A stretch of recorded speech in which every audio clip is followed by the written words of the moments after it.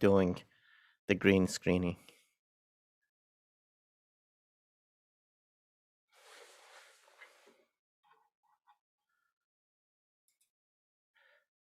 I'm running Catalina.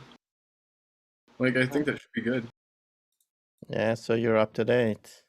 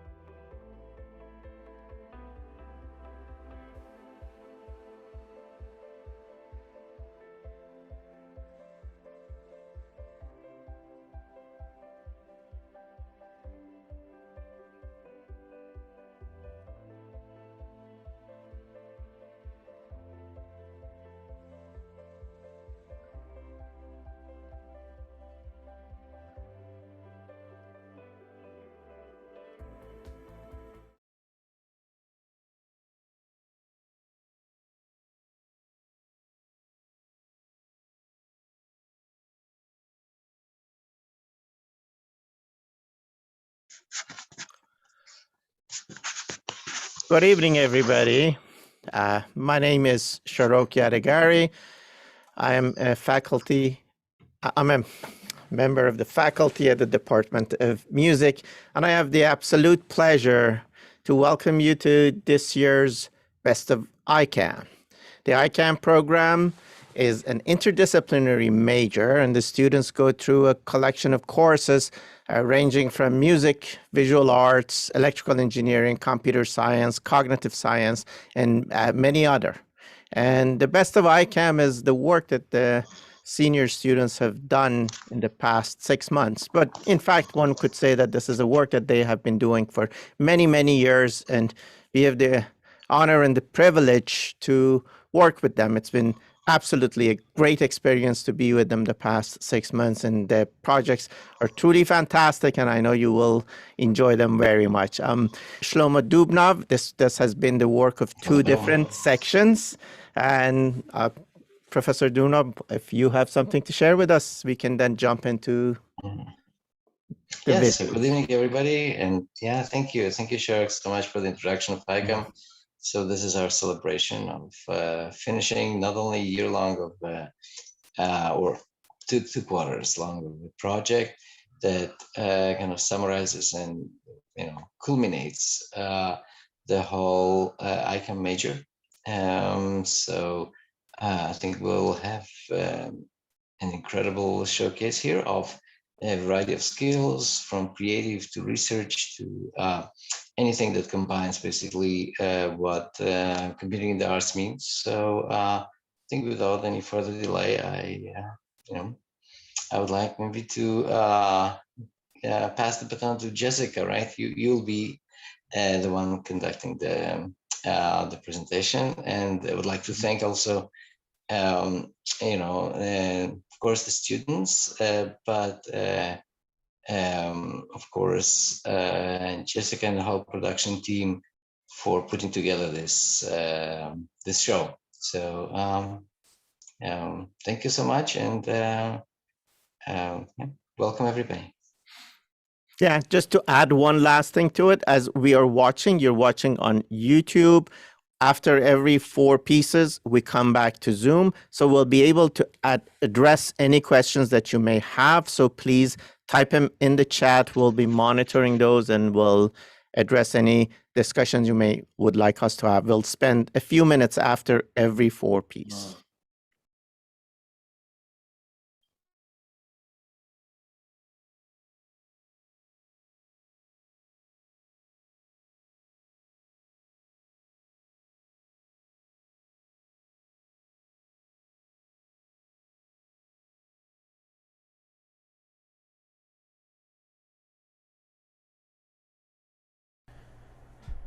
Hello, I'm Kyle Bouwman, and for my senior project, I was exploring how to control games using only sound.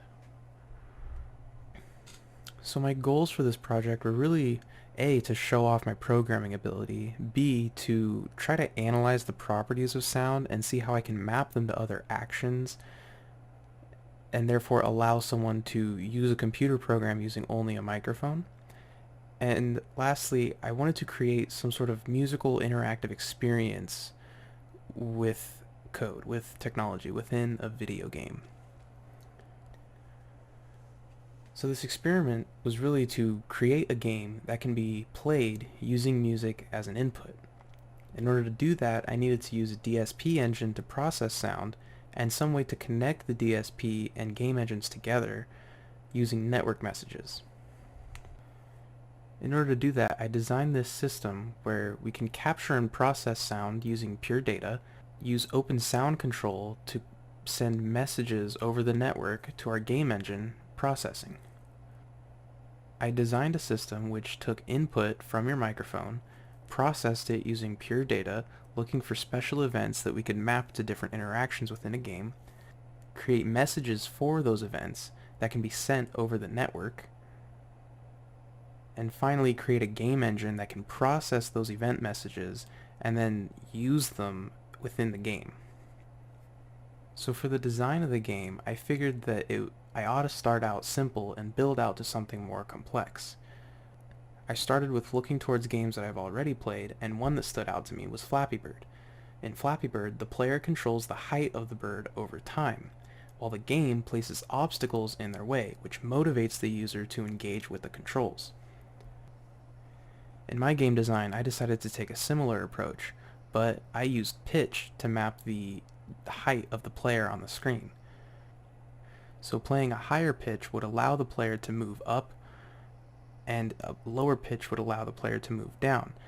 This way they could avoid obstacles and try to grab bonuses within the game. In addition to pitch, the game considers more percussive sounds by analyzing the sound and looking for sharp attacks.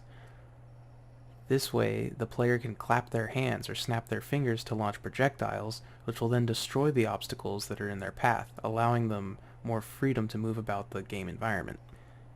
This means that I needed a two-prong approach in my audio processing.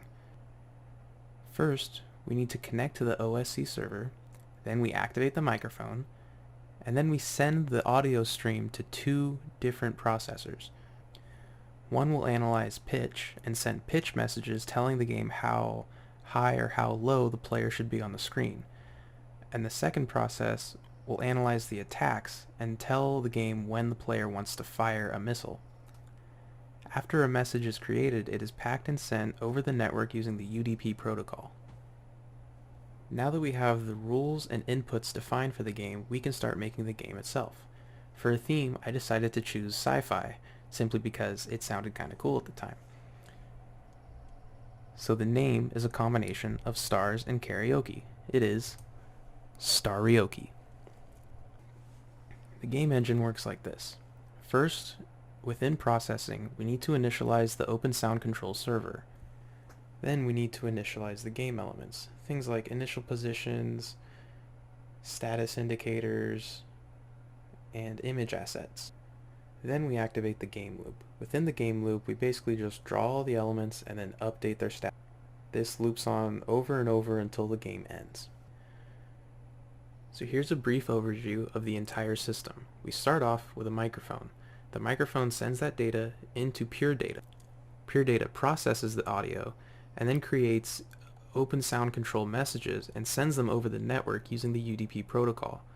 The OSC server is running within processing on the localhost address on port 32,000. This means that you could, in theory, play this game remotely, where a microphone and Pure Data is running on a computer somewhere and is sending UDP messages over the internet to a computer running processing, running the game engine somewhere else in the world.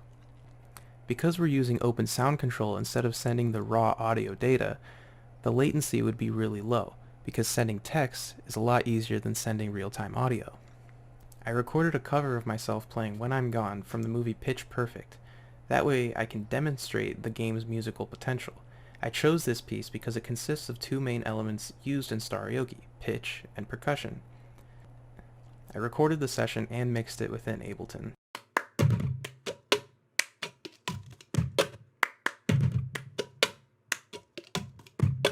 I got my ticket for the long way round. 2 bottles of whiskey for the way. And I sure would like some sweet company. And I'm leaving tomorrow, what do you say?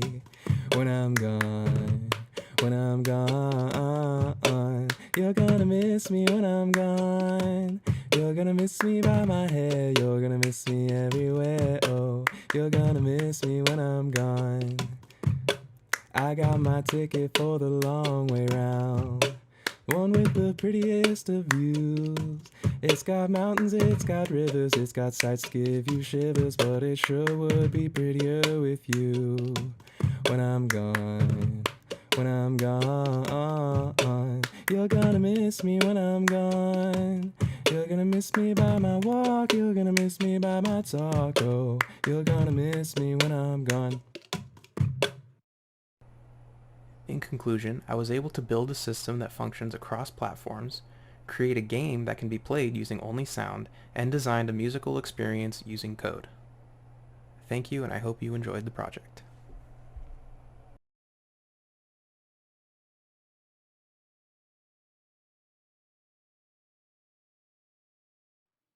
Hello, my name is Hailey Brown, and for my senior project, I sound designed the play Trojan Women, written by the Greek tragedian Euripides and translated by Dr. Marianne McDonald. This show was produced by the UCSD Theater and Dance Department and directed by UCSD Emeritus Professor Charlie Oates. Taking place after the Trojan War, this story focuses on Hecuba, the late Queen of Troy. Herself and the other women reflect on the immense loss they have experienced and how it will impact the rest of their lives. They have watched their city burn, loved ones be killed, but it is their perseverance and ability to find hope that centers this play. As the sound designer, I created the sonic world of the piece. One of the biggest challenges I've faced while designing shows virtually is creating an immersive environment. Building a new world becomes considerably more difficult when there's no shared location, both for your audience and your actors.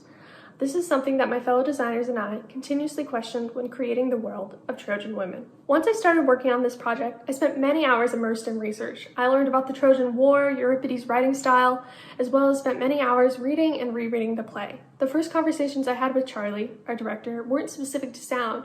We discussed characters, themes, and pivotal moments in the show. The next step was to establish the principles of my design.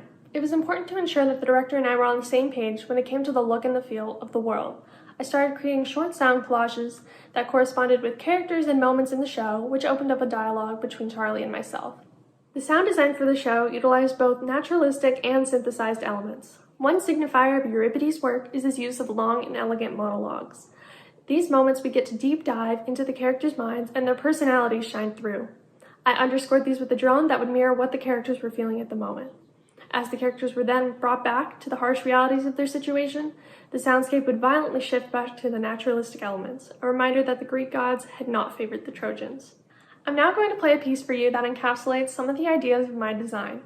While the tale of the Trojan War is thousands of years old, the horrors of war and the abuse suffered on account of those in power is still present today. We start in a modern bedroom.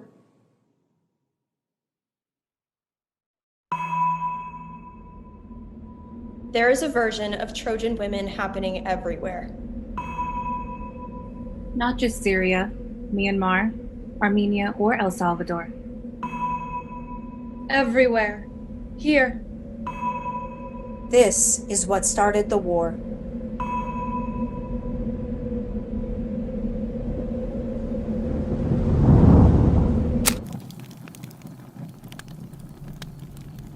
They say Helen's to blame for it all. It's convenient to blame a woman. But actually, it was men greedy for power and wealth. Tell the truth. Where would you get in politics doing that?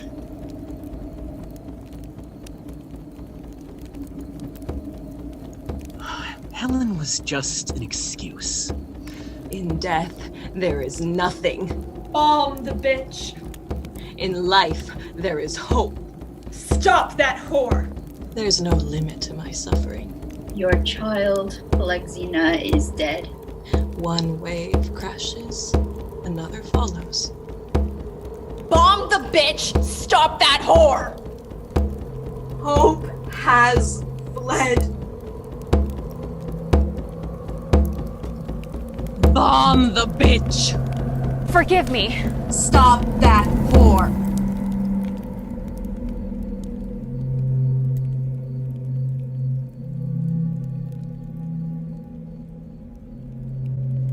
We are women. We are peacemakers. We are prisoners.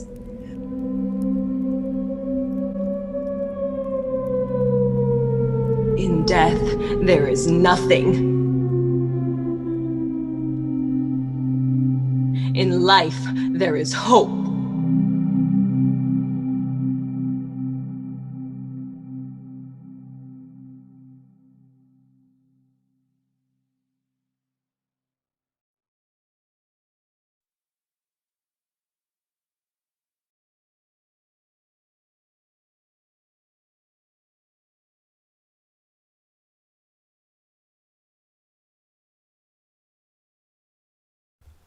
I have often been told that the convergence of two seemingly opposing ideas can result in the conception of a third new idea.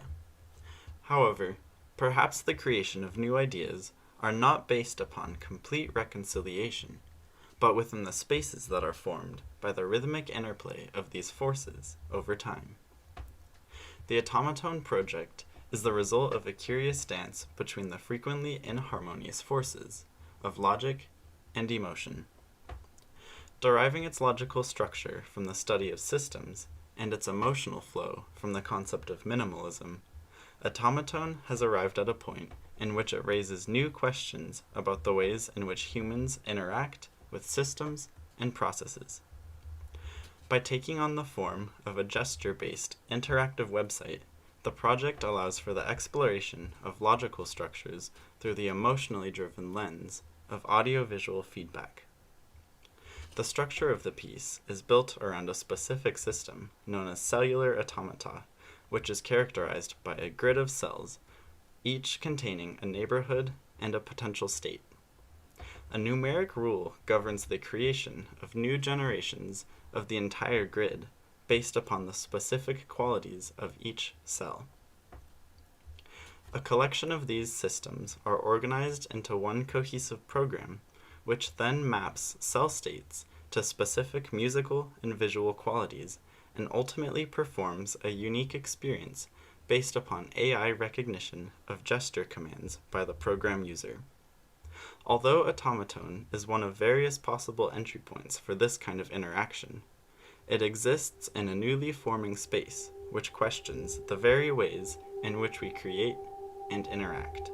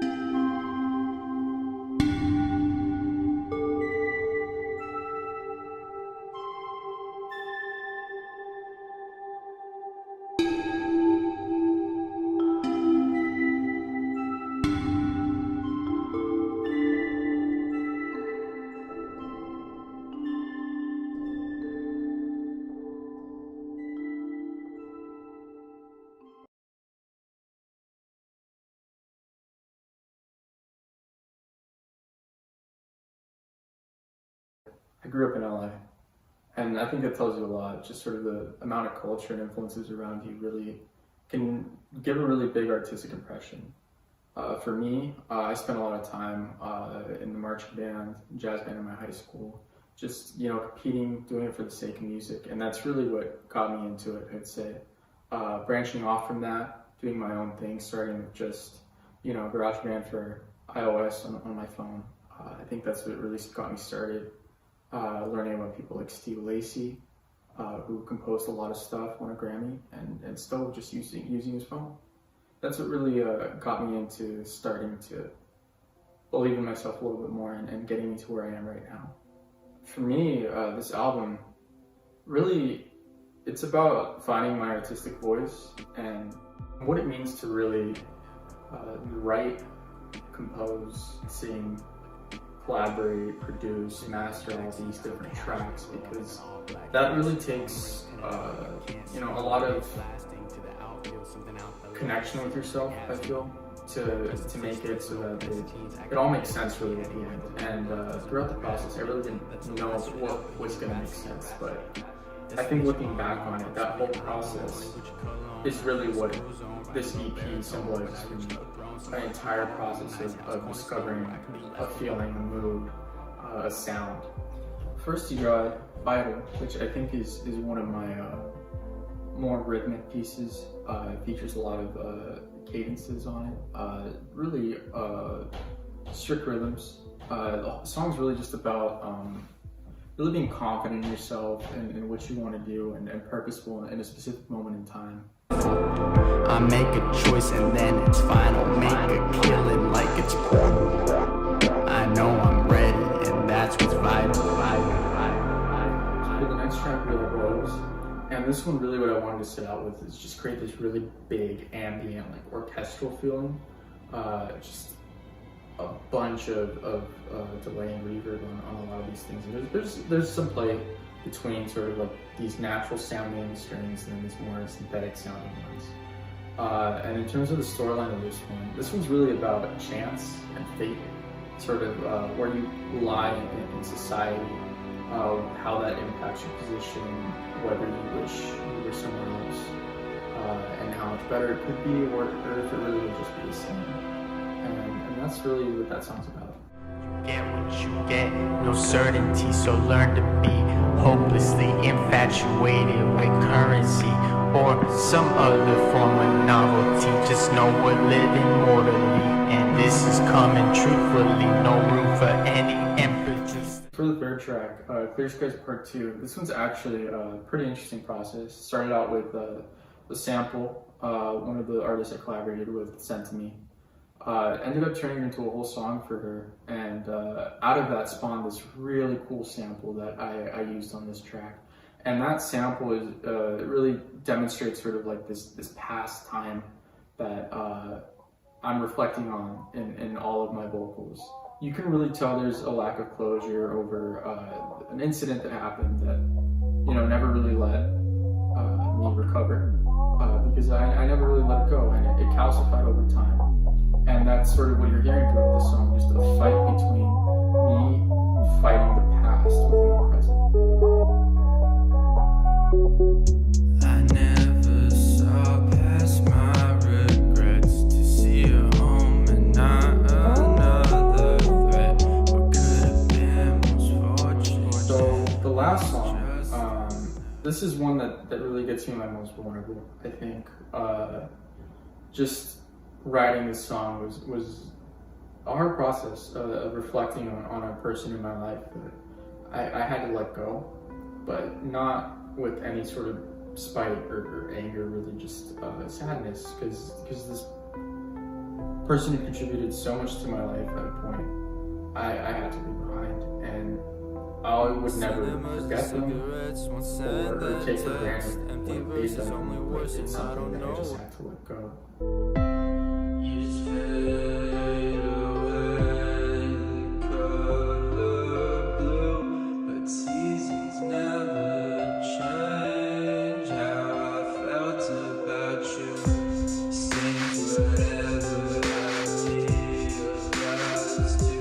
Thank you for watching, and remember to stream Time and Place on Spotify this June.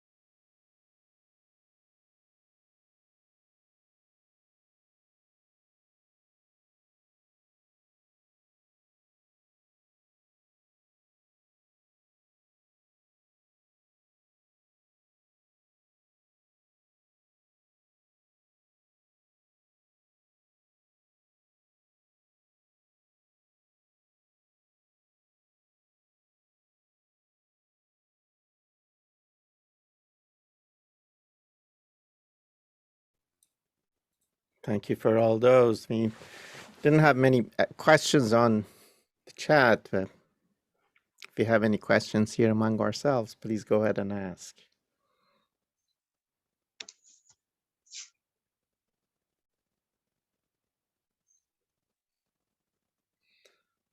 JP, I had one question. I was looking at your video. The gestures are controlling both the audio and the video, correct? Yeah, that's correct. And how do you decide on how the movement happened on the video? I think on the music, perhaps that you pick up a pentachord and you move between those. How do you decide on the visuals? Yeah, we just shot for probably 45 minutes and then just kind of picked out different clips that we thought would kind of look good together and then just kind of stitched it all up together.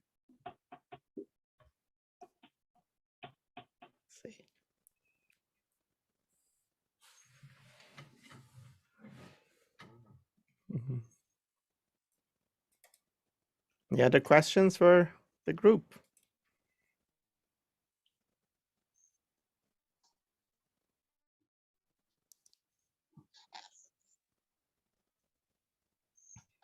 Okay, I guess we can go to the. Oh, there is a question. Just heard something. No, I was just wondering if people would like to share maybe some of the creative process they went through. I mean, this is a general question. Anybody who thinks that, the experience of building such an elaborate project, and some are research projects, some are musical productions. Yeah, if anybody would like to jump in now or later on. I think some of you, of course, explained this during the presentation, but yeah, during the chat, I think that would be interesting to share.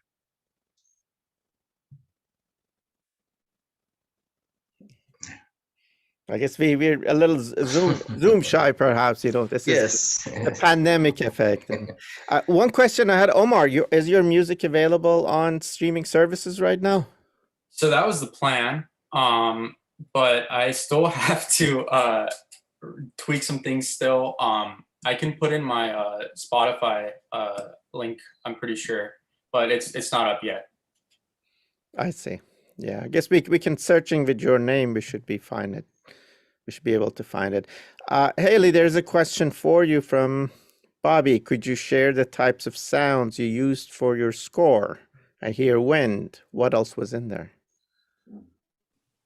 Hi. Yeah, so for the music underneath the piece, specifically in kind of those monologues I talked about, I had an oscillator that I had kind of adapted in Ableton. And then I had a wind sample that I threw in a simpler and then could kind of pitch that. And then that was how I would kind of shape the mood for those specific moments. And then as you heard, there's a drumming sound that comes in one moment of the play, kind of the most intense moment, I would say. So it just kind of heightened the senses. And so that was why we had chosen to do that. And then we had a music director for the show who had the idea for the chime that you hear at the beginning that also kind of plays for a funeral ceremony later in the play. So those were kind of the sounds I was playing with for those moments. But yeah, it was, I don't know, it was a unique experience composing with non-traditional, I guess, instruments. And making it all fit together with the other designers' concept for the world. But I think we did a good job in the end. Yeah. And your piece was around an hour and 20 minutes, right? Yeah, the play production. An hour and 20, yeah.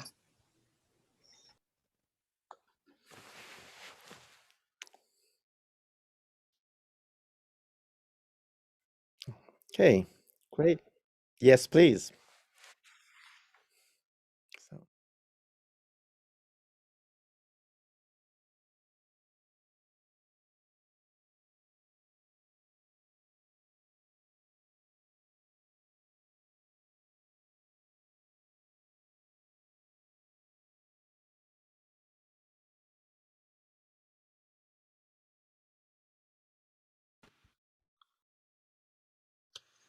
All right, hello everyone. My name is Levi Folck. This is my Best of ICAM presentation. For my senior project, I started a little record label called Polluted Records. I have been handling the releases for 5 artists so far. Pretty Pollution, The Derelict, Since You Were Me, Rendezvous with the Devil, and Omar. Omar is the artist name for Omar Flores, another student in this class. You should go check out his presentation as well. To dive in, some of the releases I've had so far, I'm not going to go over all of them in too much depth, but it amounts to an EP, a full-length album, a remix, and 7 different singles. Here's a little taster of some of the cover art from those releases. This is for The Derelict. This was for the remix that I just mentioned. This is for a Pretty Pollution track. This is for Rendezvous with the Devil. This is Omar's release art for his single and the EP I just mentioned. And the last track to come out was a track called Acrasia for Since You Were Me.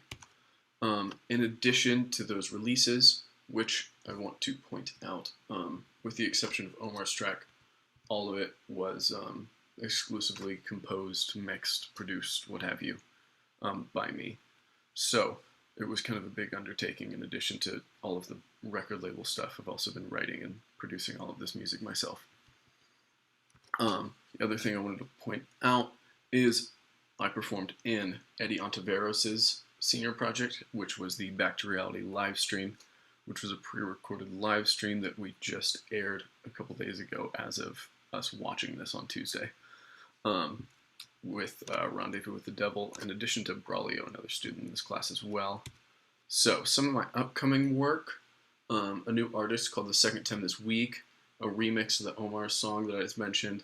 A British artist called Frequency Creature is in the middle of remixing a Pretty Pollution track, which I'll actually be playing in a moment. I'll also be releasing Omar's senior project, which was a handful of, I guess we're going to do 2 EPs. And then my Back to Reality live stream set I'll be releasing as a live album, as well as an EP for Rendezvous with the Devil as well. Some of the promotional work I've been doing, in addition to the just releasing everything, I've had airplay on a Texas radio network with 100,000 plus some monthly listeners. Obviously performing in the Back to Reality live stream and the remix that I just mentioned as well.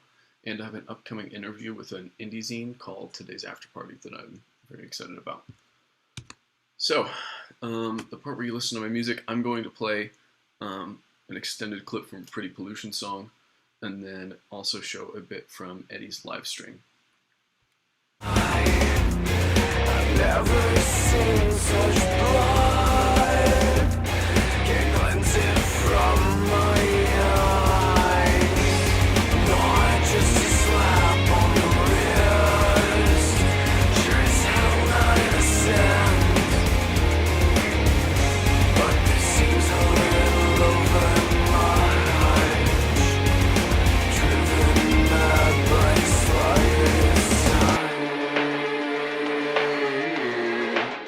I have no idea what to do with naught but the ghost of you. Don't leave me here.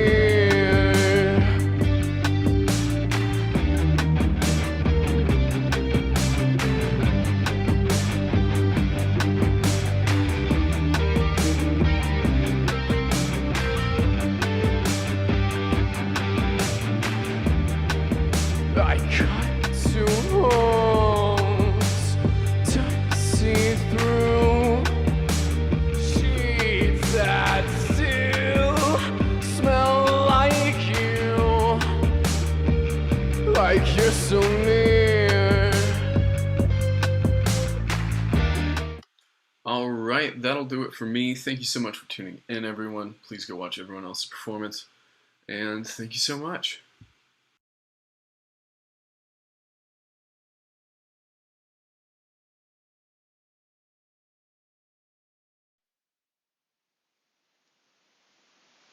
Hi, My name is Cameron Haywood, and I am a fourth year ERC student. I've been an ICAM major since my second semester of my first year, and for my senior project, I composed, produced, and performed an EP titled Buffer Time. I titled it Buffer Time because a lot of the time that's what I describe my college experience as. It's kind of like a loading period where you are going through like journeys of self-discovery, learning who you are and how to like believe in yourself and be confident in what you can do. And it's kind of like a loading period from being a young adult and going and starting your life and your professional career. And so that's why I titled it Buffer Time.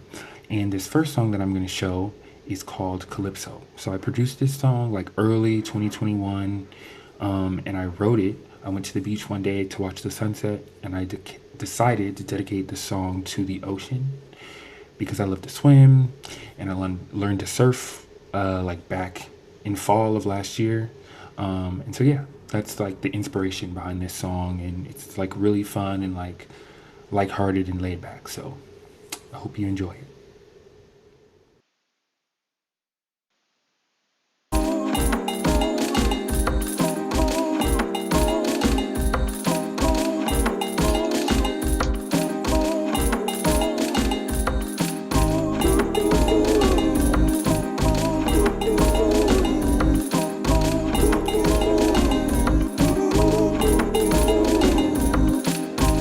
Summer days, that's when I knew you were the one. In a haze, our love shot off just like a gun. In a day, I see your face on everyone. I'm ablaze, my soul's on fire, hot as the sun. All the road fades away when I'm looking at your face. I could spend eternity.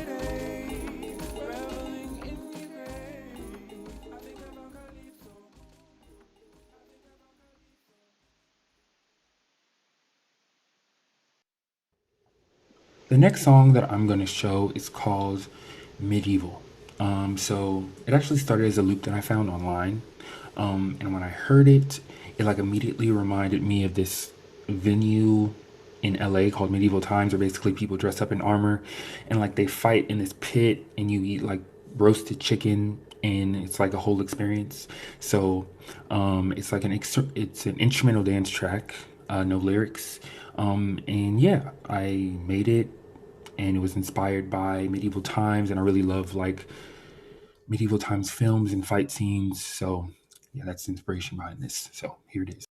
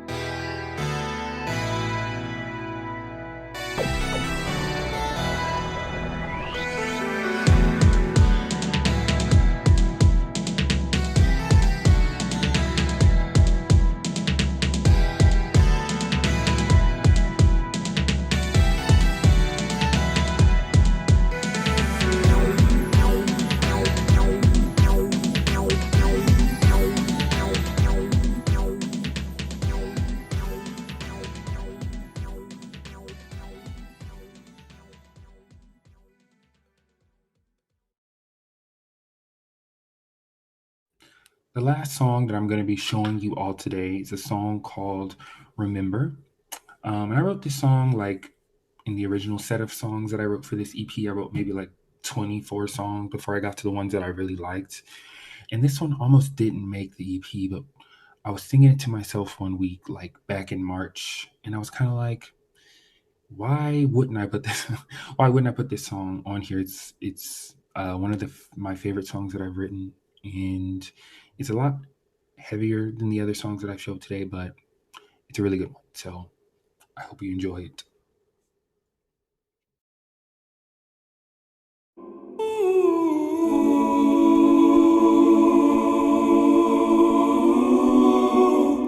Remember you said you loved me, and you took my hand, and you told me that you'd be here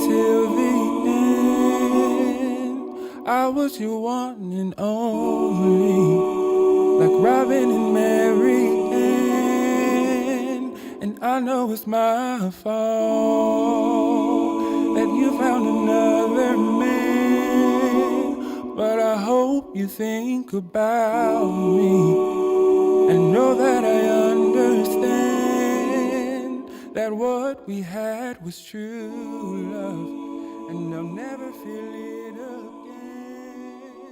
So I won't say I'm sorry.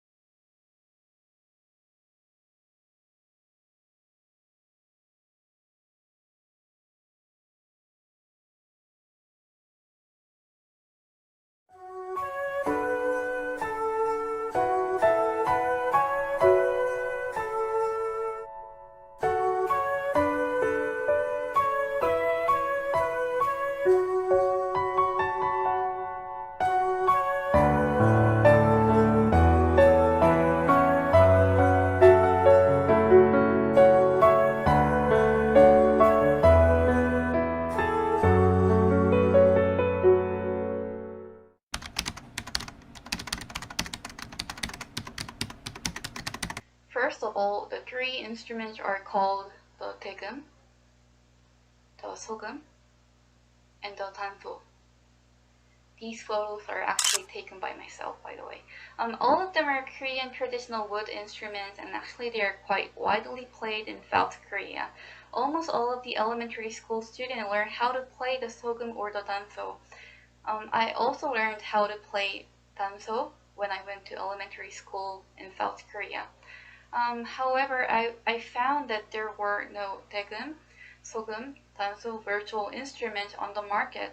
I know that there were some researches about it going on, but there were no commercial products for them, especially the ones for English speakers. So I decided to make one.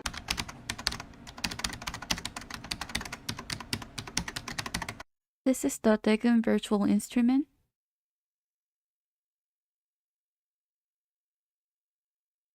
And this is the Sogum virtual instrument.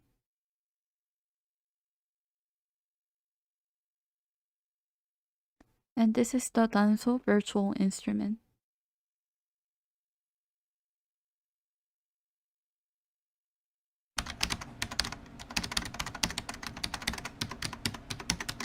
So let me explain how I recorded the sample of the instrument. Basically, I recorded with 3 microphones, and one microphone was placed close to the mouth of the instrumentalist, and I used Neumann UA7 for it. And another microphone was placed far away from the mouth, but close to the instrument, and I used Neumann UA7 for it too. Additionally, I used a pair of Schaap's CMC65 for the stereo recording, and you can choose what samples to be played by this huge knob.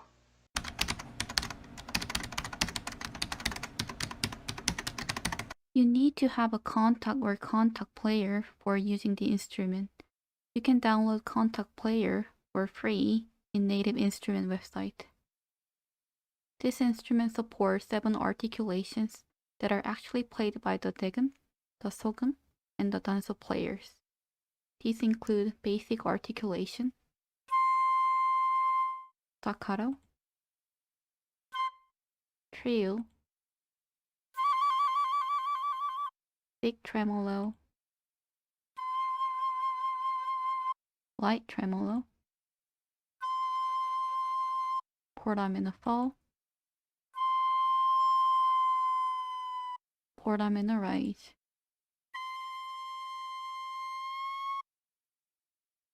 And you can add reverb or phaser if you click the toggles.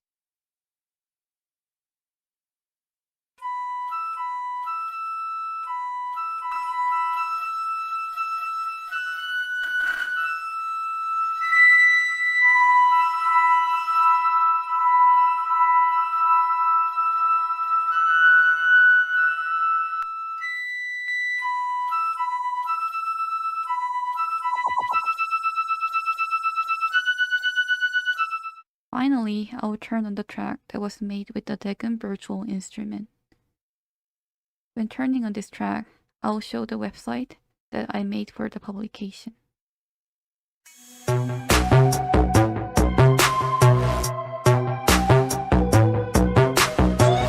at my watch and it's about that time. Looking at my watch and it's about that time. Looking at my watch and it's about that time. Looking at my watch and it's about that time. Looking at my watch and it's about that time. Looking at my watch and it's about that time. You're moving straight to the music, of course. So shake it side to side and back and forth. Something that they didn't imagine or even fathom how I come back from the bad realm. I'm at the helm of this here ship. The captain, if you call me, taking y'all on a trip. Know that I will always just come through. Lyrical kung fu. Now watch what my tongue do. Looking at my watch and it's about that time. Looking at my watch and it's about that time. Looking at my watch and it's about that time. Looking at my watch and it's about that time.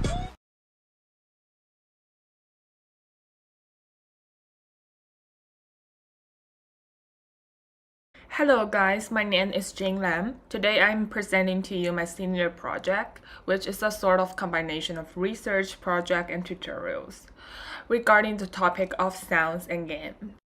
So, something about myself.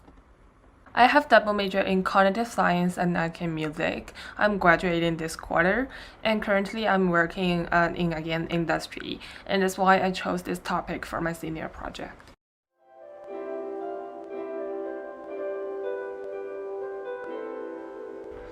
The music in games can really create an immersive experience that is more than purely listening to your favorite music, but you can freely explore in another world. After evaluating the workload and my capability, unfortunately, I decided not to aim for a complete experience creation of a game world. Instead, I would like to consider this project as my first step towards it, as well as my learning process of necessary game production knowledge.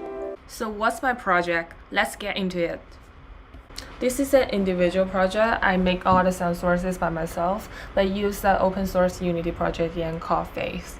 The body of my project is a website of the tutorial on making game music on Unity. Here are the softwares that I used in my project, which are Ableton, Unity, and F-Mode. I use Ableton for my main music composition process.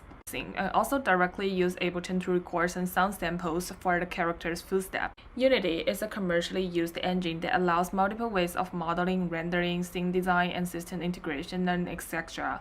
You can do each of them either on Unity or separately and then put them all together to produce a complete game experience within this engine. And F-Mode is a new thing I learned throughout the process, but not very sufficient, while still enough for this project. I would consider it as something like a DJ station that you can store your work and make adjustments to it as you perform in your game in Unity. Here is a concise flowchart of how these things connected and how they work together.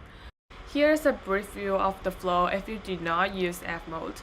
Now I will just scroll over the webpage here with you guys to give you an idea of how it looks like after adding all the details to the tutorial. The order that the sessions are arranged in the website follows the flowchart, so please refer to the flowchart in the website to better understand the process. You feel like visiting it by yourself. To save some time, I double the speed of the video here, but you can always visit the website by yourself.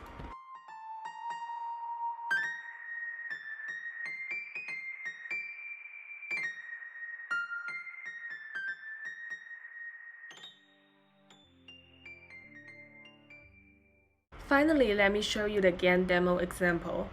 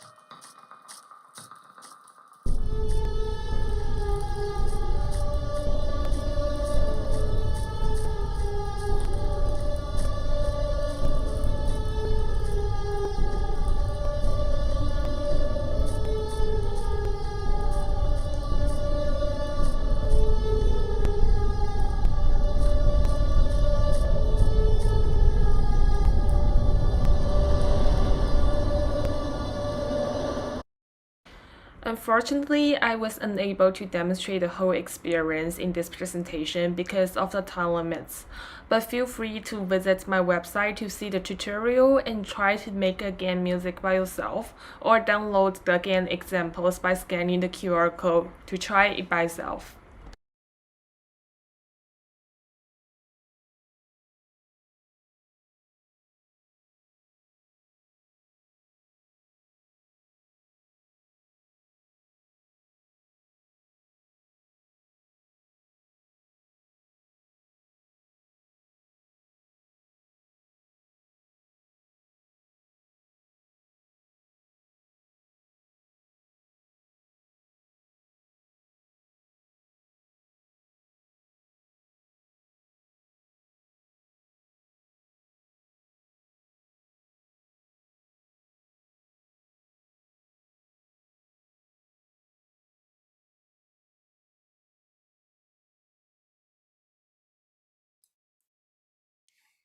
Wow, what wonderful range of pieces.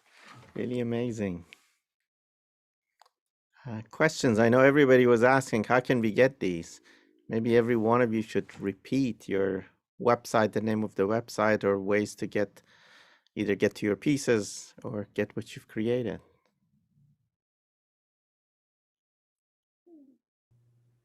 Levi, you want to go one more time? Tell us how people can get your music.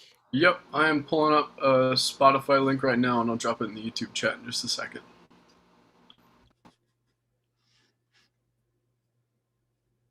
I'm gonna put the link in the chat too. Yeah, please do. I guess everybody wanted. Yeah.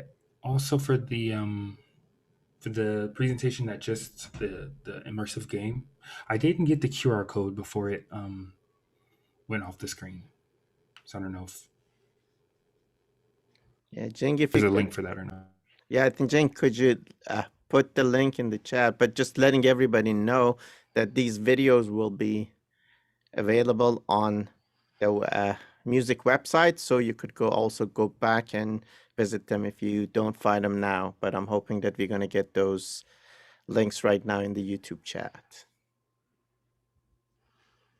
If I could talk about Jing's project as well. So obviously it's in this video game style, and somebody who plays a little bit of video games myself, I don't know if this was emphasized, but I don't know how far you were going to be doing this. I don't know if you were going to get like an overarching story eventually later on, or if you were going to get levels eventually, that type of thing. It would just kind of be interesting to see where you kind of want to go with this in the future.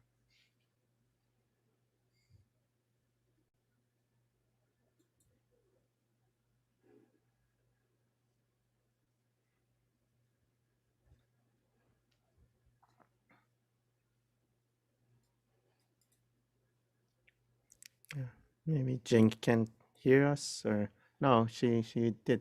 Oh, her microphone is not working. Jing's microphone is not working, so she can only type.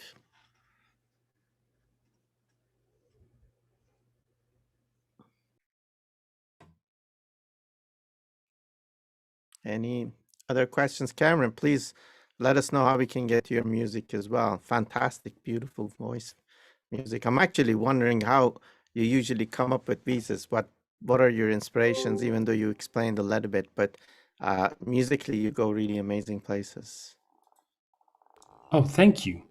Well, I'll put my Instagram link in the chat because I'll have updates because I'm releasing it next Wednesday, so I'll have updates the days leading to it. Yeah.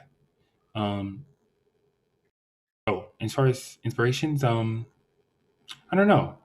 I would say for the acapella song, James Blake was a big inspiration for that. Yeah. And like Pharrell and like a lot of different artists mixed together. Thank you. I'm just gonna read Jing's comments as well. Said, but in the future, I'm working as a project manager for games. I use open source game demo for this project, and I'm learning development process with it. Hopefully, I'll have a better understanding on games overall in the future, but may not develop this one further, unfortunately.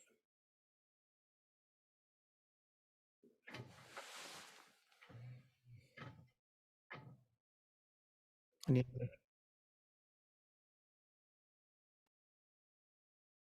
Oh.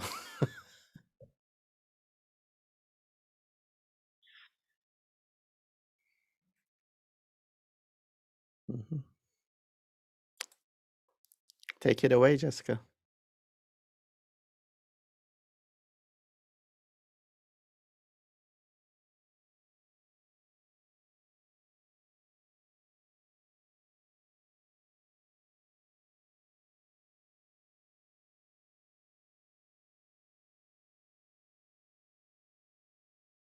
So my project is called Codaphone, and basically it's a web app where the user can enter some Python code into this box right here, and it'll produce not only a visual representation, but also an auditory representation of the program in execution.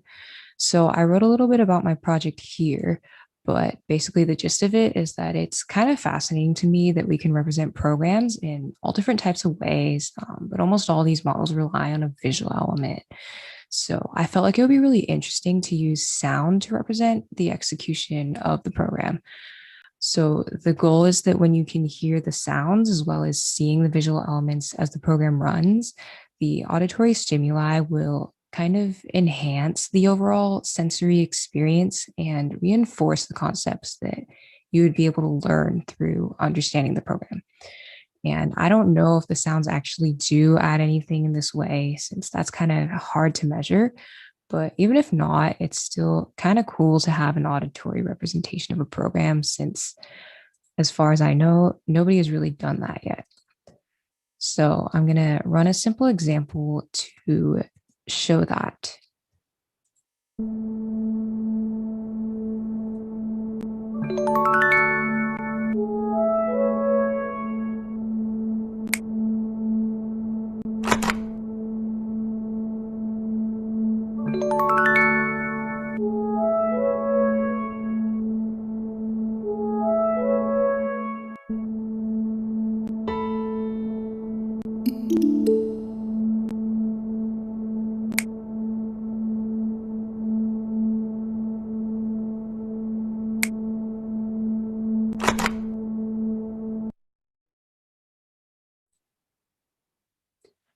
Yeah, so maybe you can hear that there's a different sound for things like creating a variable, doing arithmetic, getting the value of a variable. And so now here's another example. It's definitely a lot longer, but there are a lot of different things going on in it.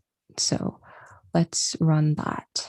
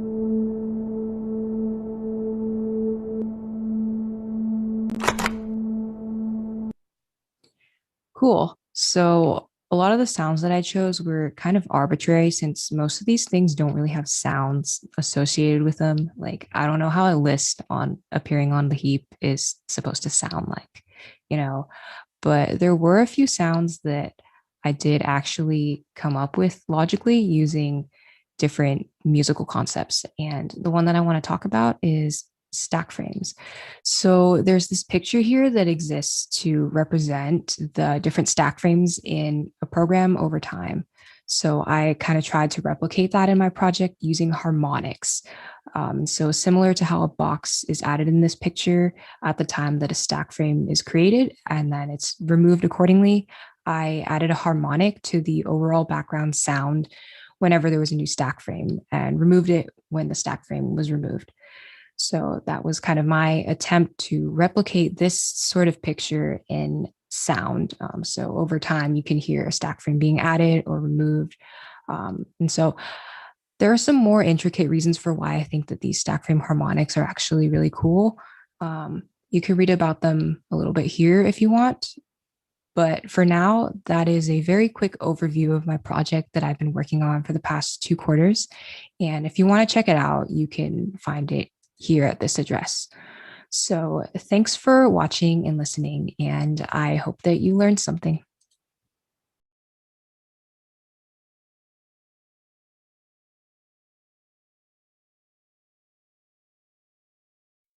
Hi everyone, my name is Jose, and I've been working on this mixtape called Timeless for the past 6 months, and I'm really excited to present it to you. So the concept behind the mixtape is to combine aspects of bedroom pop and indie rock while adding my own style to it. I really wanted to play a lot with space, both sonically and lyrically. The goal is to create a chill rock album from outer space. I call this new genre bedroom space rock. To introduce myself, I am the audio engineer and producer behind the music, guiding the sonic world of the mixtape, and I had some help from my friends Jesus and Sam to do the guitar and vocal parts to accomplish my vision. So after a lot of writing, recording, editing, and mixing, we have the finished product of the Timeless demo. It consists of 7 songs with just a runtime of just over 17 minutes. This mixtape is meant to be listened to as a collection of moments in space. Each track is thoughtfully composed to create the genre of bedroom space rock. And here's an example of how I approached creating some of the music. This track is called LBHTH. I'll play the first track without any synthesizers in it, just some vocals, guitar, and drum stems. They're bruised, but I hope I don't watch. And I hope I don't watch. But I'm too old to still not know. In that clip, you could hear the guitar sustains for quite a while with some reverb, but it's still missing some important aspects to create this new genre and complete the vision of the project. So here are some synths that I put together to add to the song.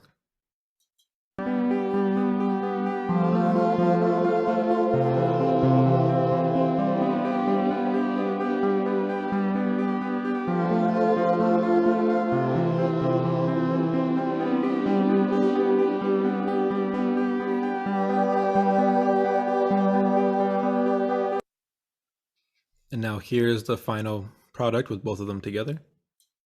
They're bruised, but I hope I don't watch. And I hope I don't watch. But I'm too old to still not know. I went with an arpeggiated synth here to create a sound that gives a sense of science, aliens, and outer space. Something foreign from this world. And I added some airy synth chords to engage the listener into the sonic world of space. The reverb also creates both a sense of outer space and this grand sense of space within the mix itself. And here are some ways you can listen to the full project. It is available right now under my SoundCloud that's linked here along with a public Google Drive link. And after some final mastering touches, will be uploaded to streaming services like Spotify, Tidal, Apple Music, etc. And here's a QR code that you can scan that will link you directly to the full demo on my SoundCloud. So yeah, thank you for tuning in to see my project. I'd like to thank Professor Shlomo for his help in producing the project, and my peers for all their helpful comments along the way. And of course, the music department for allowing me to share my music with all of you. And so I'll play us out to the first song off the demo tape, Timeless.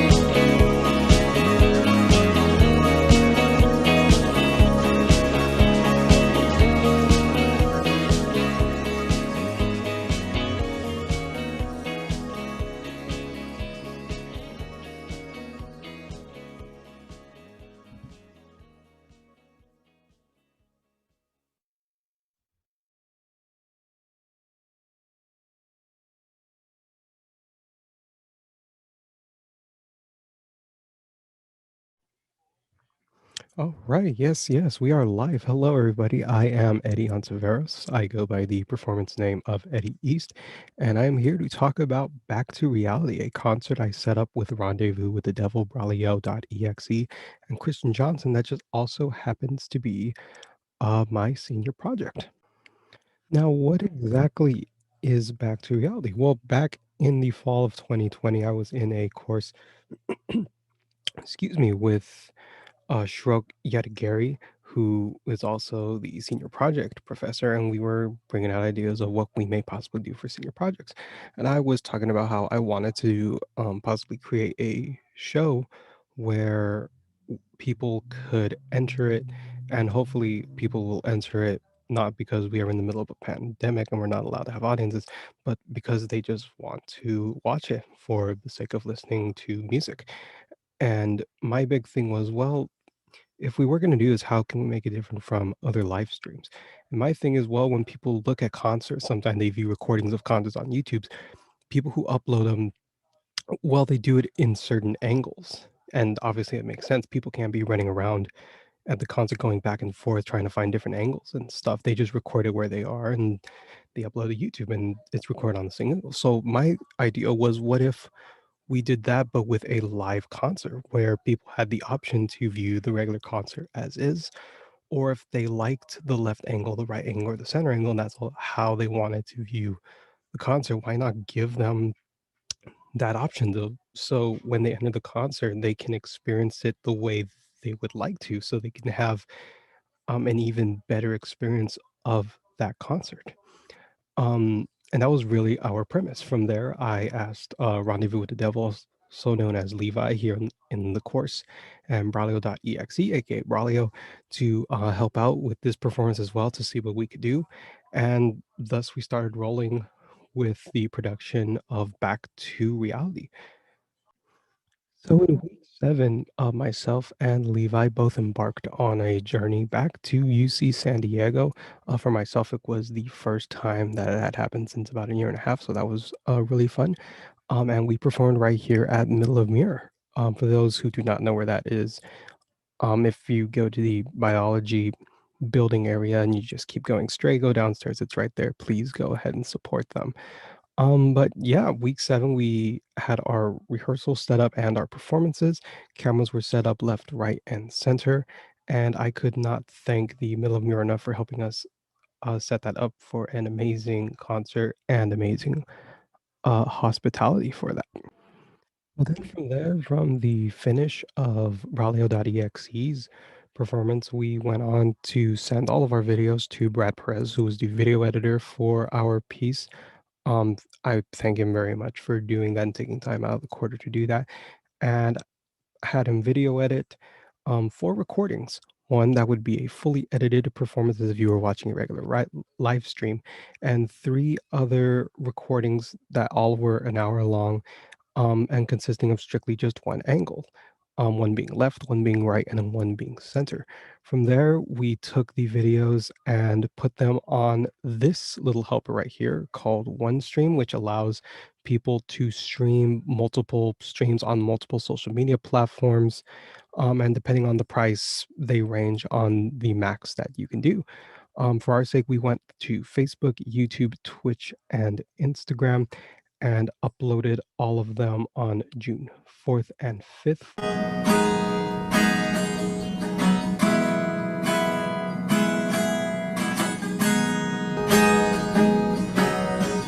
Passing by all the time, never wanting to look, scared you'll see me eye to eye. Every day, wanting to go by, never wanting to look, scared you'll see me eye to eye. One day, up in your door, you ask me what's been going on, and I'm gonna tell you. How do I get closer without causing you pain? I wanna show you these feelings true without creating fear. Baby, I wanna get closer.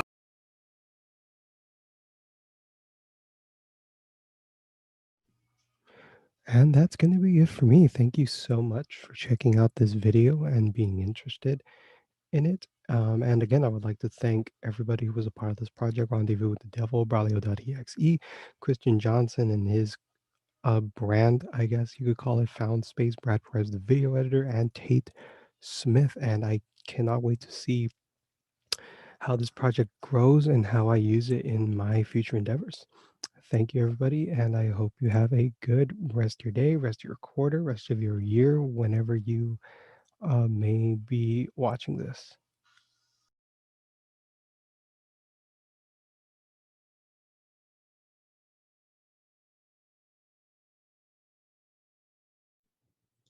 Hello, everybody. My name is Nick Pendry, and I also go by Nick Knight. And today I'll be presenting to you an EP that I've been working on since January of this year. And it was supposed to originally be an EP that's featuring artists from all around the city, because I've been a sound engineer running underground sessions for years.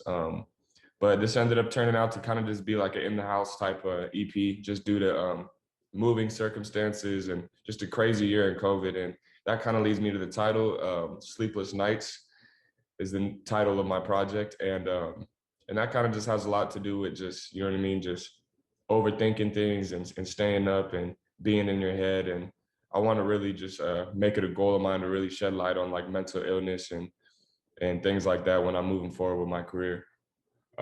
So this project will be produced, mixed, mastered, and engineered by myself. And here it is. Without further ado, I'm just gonna run through some of these.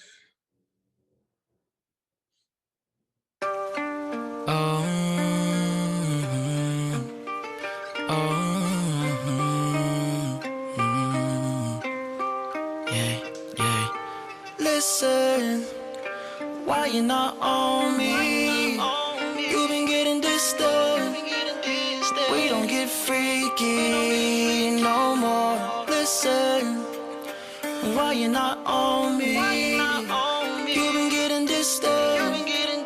We don't get freaky no more. No more. Going up out the door, trying to see what's in store. Or if you don't want me no more, just say it. Baby, just say it. But stop playing with my heart. Just tell me what I gotta do to get me right next to you. I wanna show you what I used to do, making you feel comfortable again. Need you as my best friend. Baby, send your location. Baby. You know that I'm way done. Oh, girl, stop playing. That's all I'm saying. I'm hurting. Baby, I'm hurting. Baby, do what you wanna do, but just know that I miss you. Thinking about the last time I kissed you.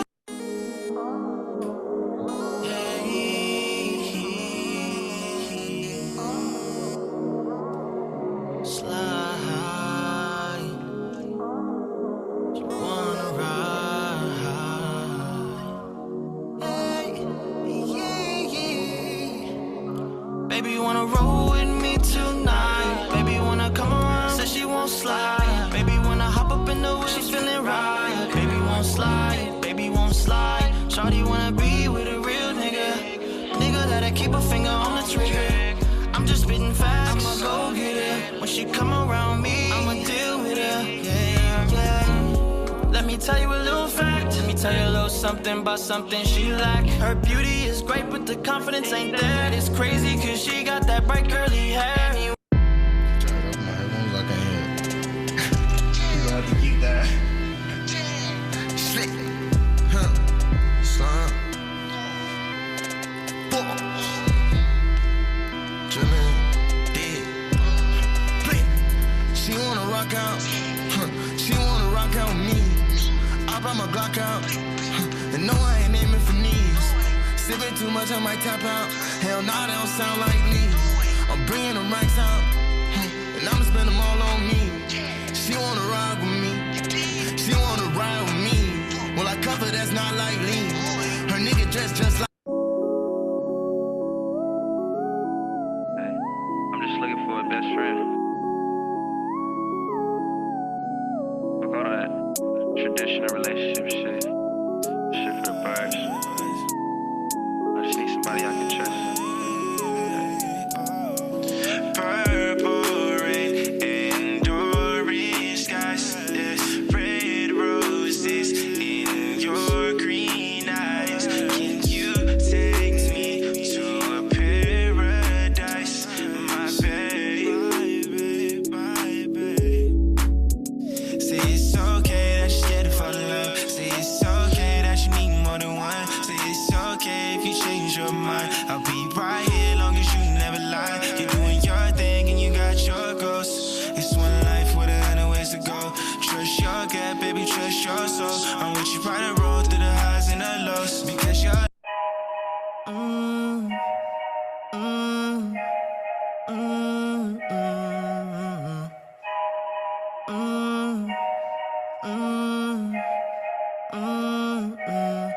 Baby, it's a dime for sure. Whoa, I can't tell no lies. The way she moving her hips so slow. Whoa, makes me realize I'ma hold her down and put her down. She know about my business. She say I'm her type. She come around when I'm in town, be all up in her feelings. She know what I like. Baby, drop. Okay, and so that is pretty much it. I just gave you guys a little sneak peek some of the songs. Follow me on SoundCloud at Nick Knight. I'm just dropping them on SoundCloud for now because due to time restraints and going to UCSD, I didn't have the time to really curate this into an album. But anyway, it's out for you guys to listen. I appreciate you guys' support and for coming to watch. Thank you and have a good rest of your night.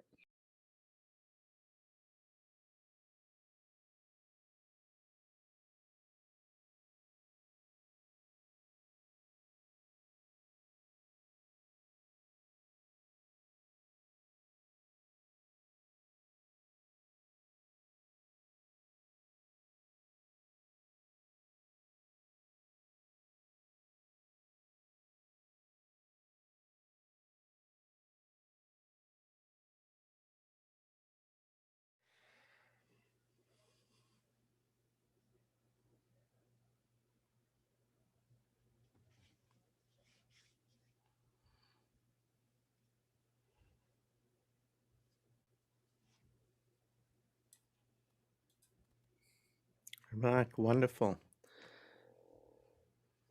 There was some discussion, I guess, Levi and Rachel, you want to talk about what you just talked in the chat? That would be great to talk about that a bit. Levi, you want to ask your question? Yeah, so I was thinking about how the idea of sounds kind of playing with specific like actions in Python could be a really interesting way for people who are blind or visually impaired to use, in addition to like a screen reader or something like that. I feel like it'd be an accessible way for them to be able to use programming. Yeah, definitely. So one of the goals of the project, one of the things I was thinking about when I first came up with the idea is that not everybody's a visual learner.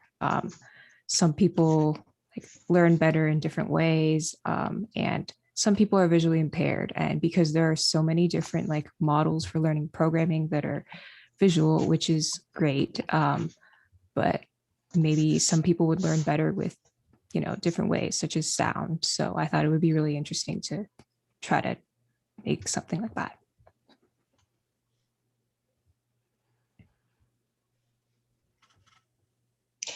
Yeah, I was also wondering if you have, we had projects that are focused on games, and it sounded to me sort of a game-like experience, kind of the programming that becomes a story. So I was wondering if any of the game inspirations you had in this game.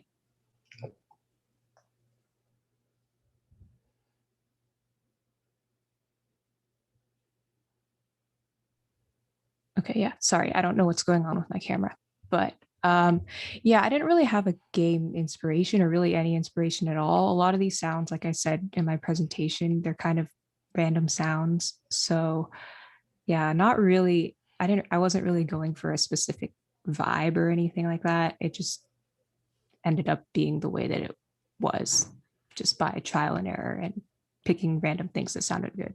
So Okay, yeah. Well, any of the other comments? I think there were in the chat a few people that mentioned, possible uses of this method for teaching for visually impaired or styles of learning. So I think that was definitely something that inspired many people.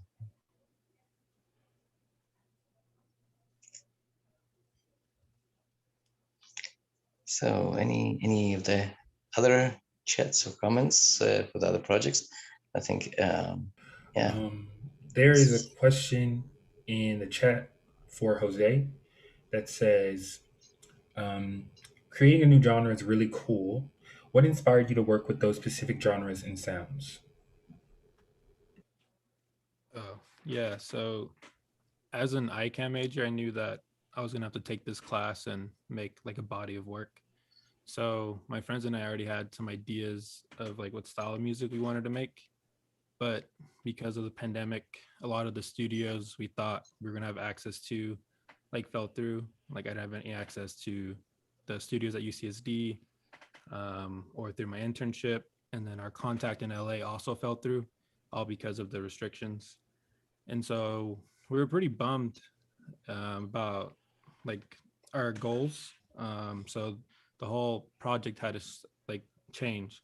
And then that's when I got the idea of just listening to music and like seeing like the bedroom pop genre just get pretty big. And like bedroom pop itself is just super inspired by the do-it-yourself like mantra. And so we like have this like little makeshift like studio that we built in my friend's house and just focus on like these raw elements of music and how we could turn this into something slightly different than what we're used to. And so yeah, it's what inspired us to go that route.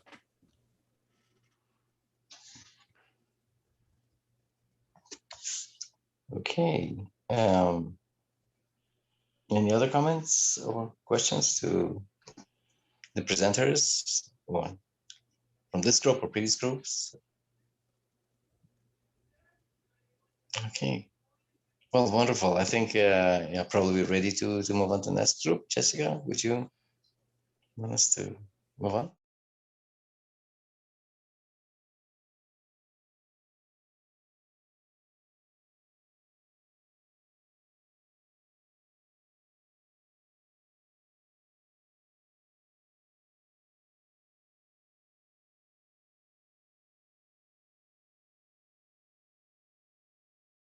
Hey, this is Braulio Segovia, aka Braulio.exe. Over the past 6 months, I'm working on my debut mixtape, Dirty, which dropped on all streaming platforms May 21st. I'm also in the virtual amp Back to Reality, where I performed my whole mixtape. Here are the first 2 songs off the tape.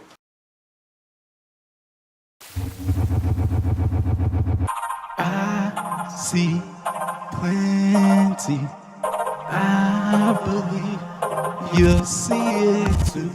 Green to blue, red to purple, all together. Paint the pictures, see the movie fantasize. Slipping through the cracks, moving fast and normalized. Moving to you, see those angel eyes. Moving to you, see those.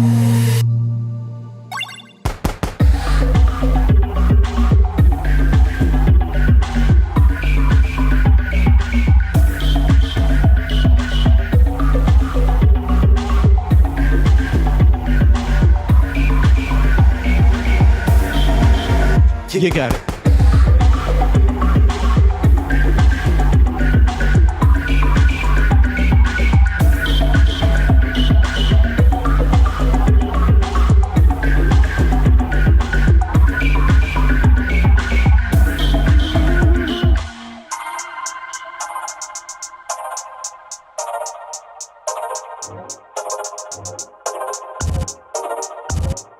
So I guess it's just Tuesday.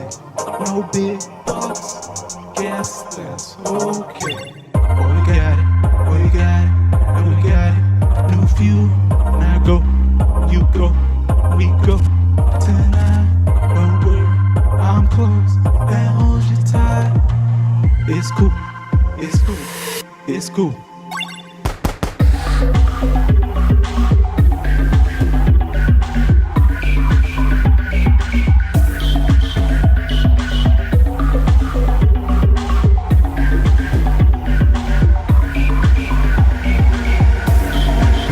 You got it!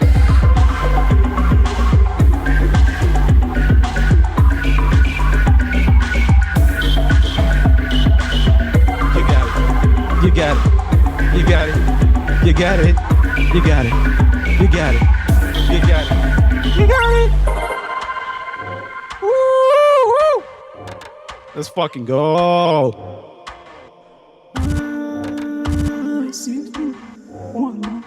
One, two, gotta go. You two, sure. Gotta go. This one's called At an Oxo.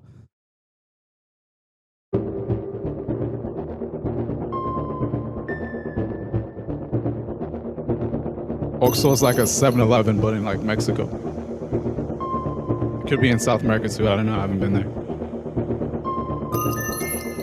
Been up for 3 days. Diners keep me up. I cannot go to bed. It don't really matter. I'm up, never tired. Supercharged. I don't know. Another round, I'ma go. I got all of the time in my clip, just hit my line. Once again, I go rewind, get some sleep, and when I'm done, yeah, pound. All of them back, one more. Check. Coming in, little though.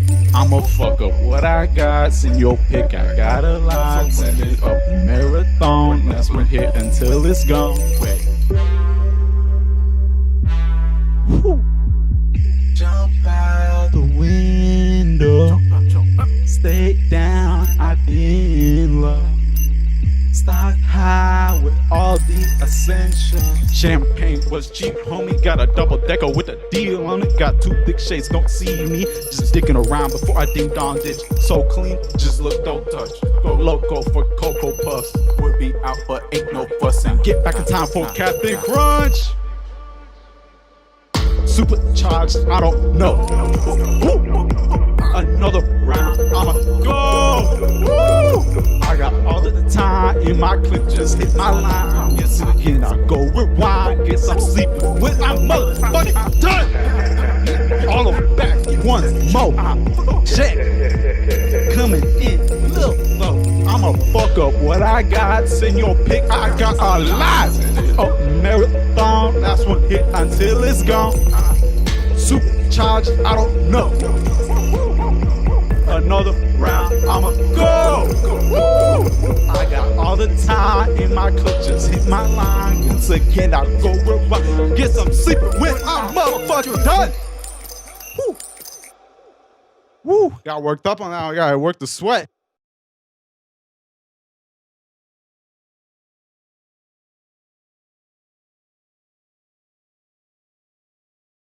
Hello everybody, my name is Jonah Tam, and this is my EP project, Wasteful Pleasures.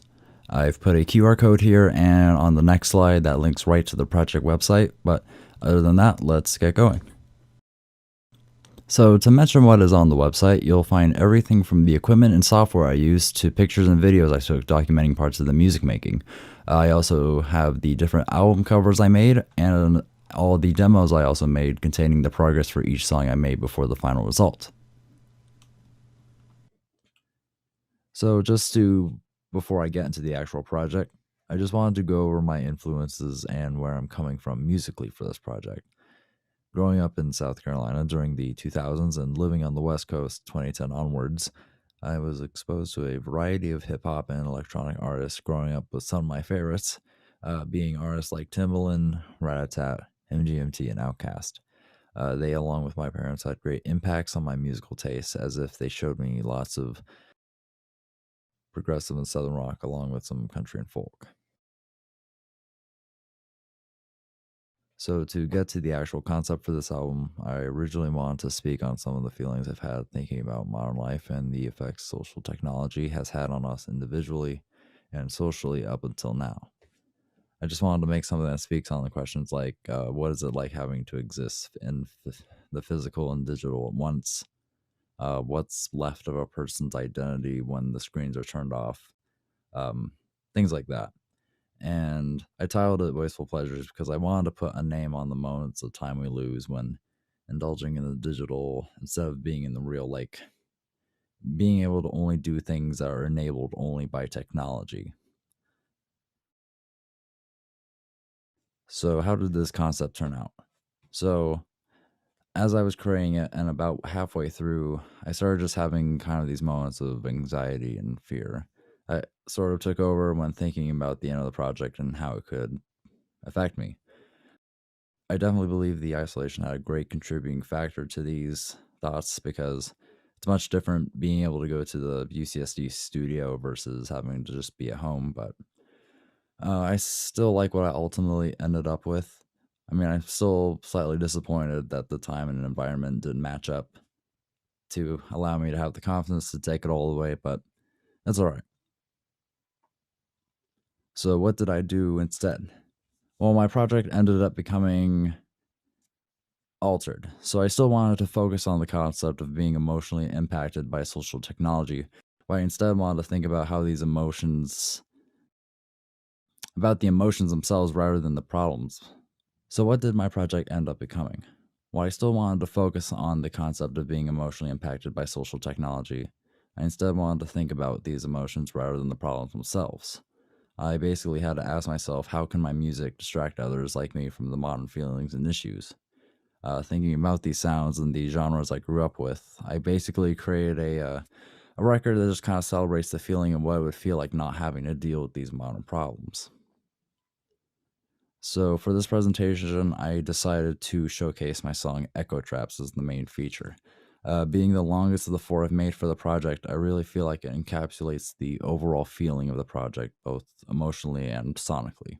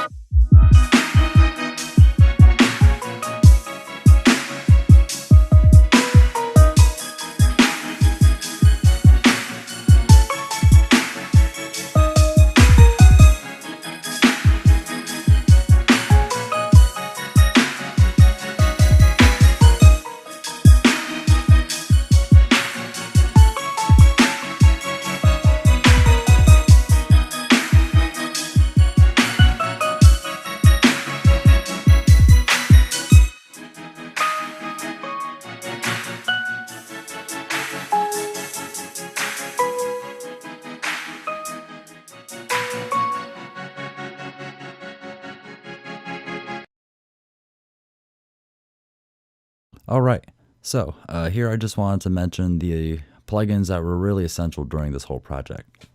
For many of the synths I used came out of the Chord collection, with the Triton, the Monopoly, and the MS-20 being some favorites of mine. When doing the percussion, I actually wanted to find something new. I wanted a way of being able to have really good control over the sound shaping and expression of the sounds with a sequencer all in one. I found UVI's drum designer was a great choice, and it really helped with making the drums sound more alive and real. For all my EQ and filtering, Fab Filters plugins like Pro Q3 and Volcano 2, pretty much my bread and butter on every channel that I use. As for effects and everything else, I just used mostly a combination of plugins from Soundtoys, Waves, and Arturia. And just to talk about the album art for a second, here I created multiple covers over the course of the project just to try and capture the feelings of the music and what it was I wanted to represent visually. It took me actually until near the end of the project that I was finally able to center in on the idea for the image, after thinking about how to represent the visual space I created in the music and what lighting and colors would create that kind of isolated club environment. So what did I learn at the end of all of this? Well, I read this quote at the top here somewhere a couple weeks ago, and it just really stuck with me, and I think I know why. Going through the pressures I experienced at a time like this during this project made me realize the importance of having someone there supporting you. This kind of isolation really exposed me to the downsides of not having someone right there musically, right there in your corner when it comes to music.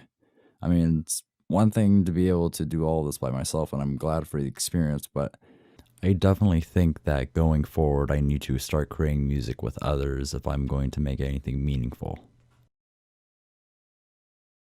So that's it. Thanks for listening. I hope this project seemed interesting. Again, if you want to check out the rest of the project and listen to the other 3 tracks, this QR code will take you right to the website.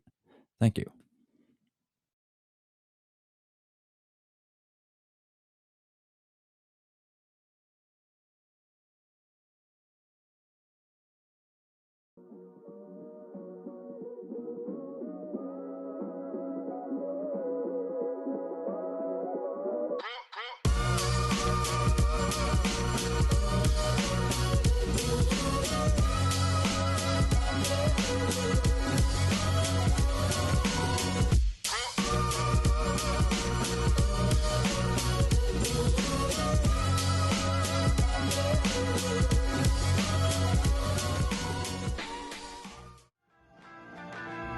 Oh hey, that's actually me right there that you're watching right now. My name is Adrian Villalobos, and I'm here to present on what I have worked on for my senior project.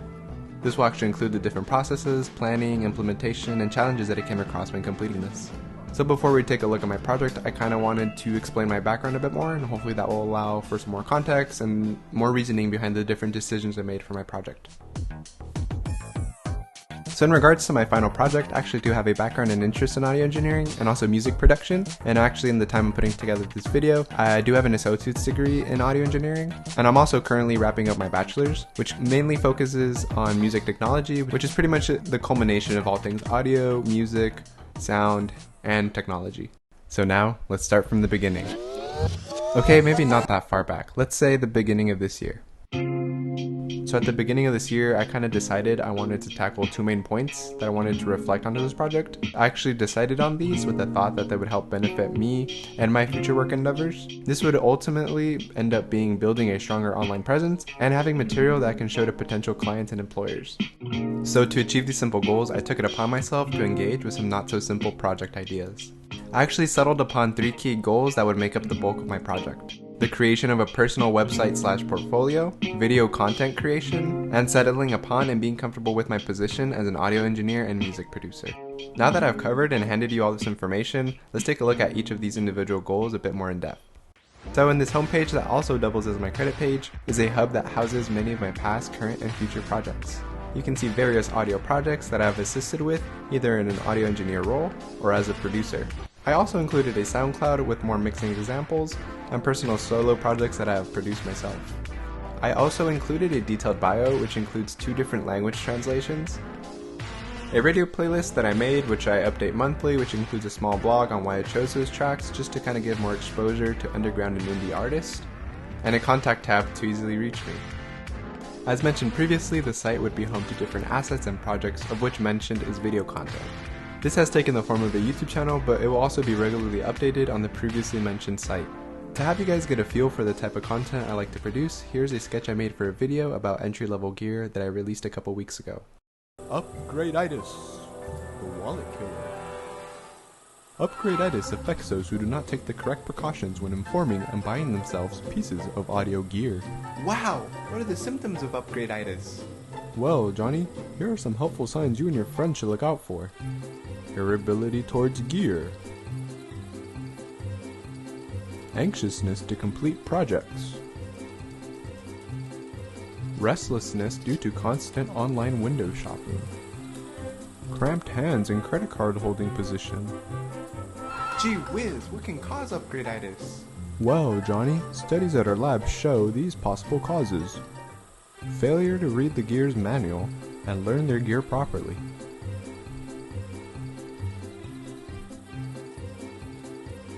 Failure to take care of and store gear in their proper environments.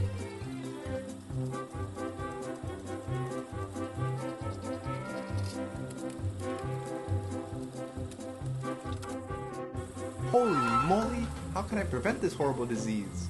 Ha ha ha ha. Fear not, Johnny, for there are some cures to help prevent upgrade-itis. Familiarize yourself with your current gear. Yes, this includes reading the manual. Make the most out of your current gear. Avoid parroting websites and YouTubers with big wallets telling you what expensive gear you should put yourself in debt for. If you take all these steps, you can prevent upgrade-itis. Wow, you really think so? Ha ha ha ha. Maybe, little Johnny. Maybe.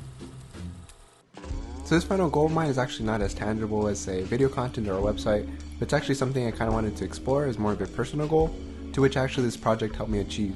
So basically this would be me kind of settling upon and being comfortable with my position as an audio engineer and music producer, and I can actually touch upon this a bit more. So like I mentioned, this goal isn't as tangible as, say, video content or website. It's basically me being more comfortable and seeing how I've grown since I started the project. So for example, just kind of how I approach a mix, or how I record, or the different songs I like, or generally like the video topics I kind of go over. I think all these things kind of culminate into me reflecting a bit more about my profession and what I like to do.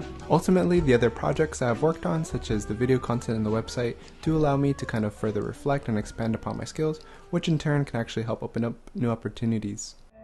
So now, unfortunately, we are at the end of the video, but I do hope you learned a bit more about me, what I do, and what I hope to accomplish with this project. If you'd like to visit or see any of these projects I worked on, feel free to do so with these links.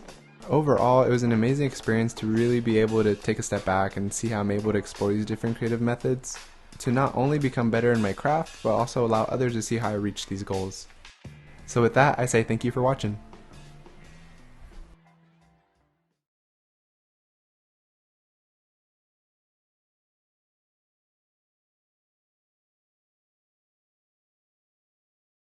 Hi everyone, my name is Sirui, and for my senior project, I bring an EP called The New Beginning that has 3 songs in it. They're all hip-hop songs, but with different types. The reason why I call it The New Beginning is that, first of all, it represents a new beginning for my music career. And then it means a new beginning for my life, starting from this year, since last year was tough.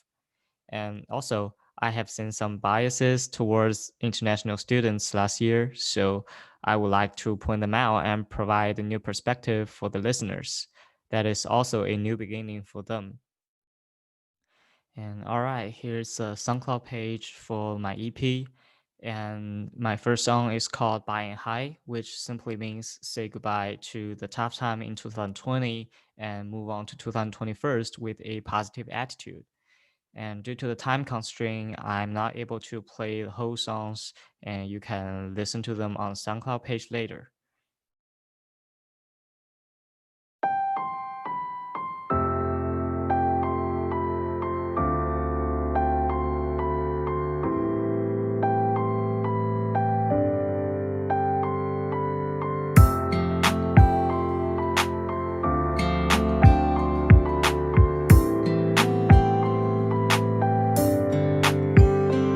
再见了2020，把苦痛按个暂停，该抛开枷锁，找到新的目标，继续前行。为你的离开不平，总感觉有些莫名。毕业的季节，偏偏却让泪水流个不停。感谢有你愿意途经我的世界，那陪你走到终点，也该说声再见。就让思绪随着时间对它记忆点，还有些期待未来路上会与谁的碰面。或许这段经历听来不算刻骨铭心，但对我来说意义如同三藏求取真经。你走后我的歌声也不知道唱给谁听，路灯拉长的剪影透露些许孤苦伶仃，熬夜学到崩溃，听网易云到心碎，空管东倒西歪散落身边陪我喝醉，孤独无色无味，却把我防线击溃，放眼望去周围没有谁能给我安慰。记忆中模糊掉的故事情节，随时间洋洋洒洒化作云烟。Okay, and then the second one is called IS Monologue. IS here is an abbreviation which means international students. And for this song, I mentioned the biases we have faced and how we feel about them. Yay. Yay. Let me tell you something. 不知从何时起，人们戴上六色眼镜，看待留学生群体，从不保留一丝理性。键盘声中完成那与生俱来的使命，红着眼的样子像得了宇智波的病，不就是啃着老的富二代在镀金？花钱大手大脚赚钱从不用心，芝麻大的看都要回家搬救兵，找救星的行为真让我们无比痛心。这些话谁说过心里都知道，各大社交平台上面发起冲锋号，生病来去谁让你们不去喝中药？我们出事你却躲在被窝偷偷笑，笑着前段时间新闻中被报道出的枪击，笑着 A 声黑的同时若无其事喝着香槟，笑着口味传遍美国，我们再来无人相依，没有笑料就笑我们，即便回国也没出息。Okay, and the last song is called Footprints, which records my 8-year life in California. I wrote most of the places I have been to and the memorable experiences in this song, and to keep the memories.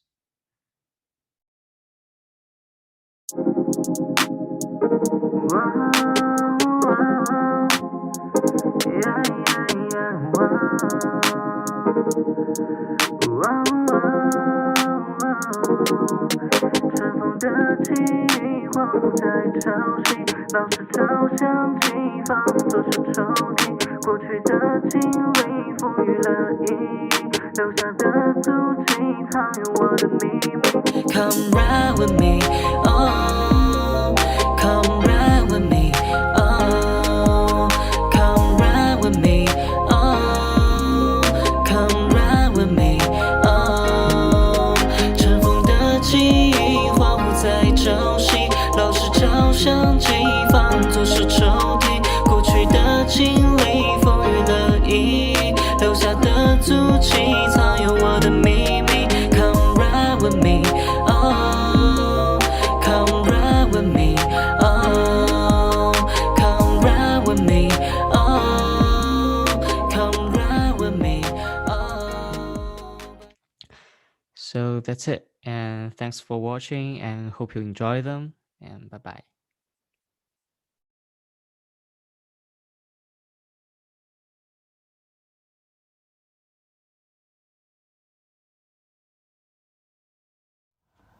Hello everyone, my name is Euphie Zhao, and I am a 4th year student of ICAM Music.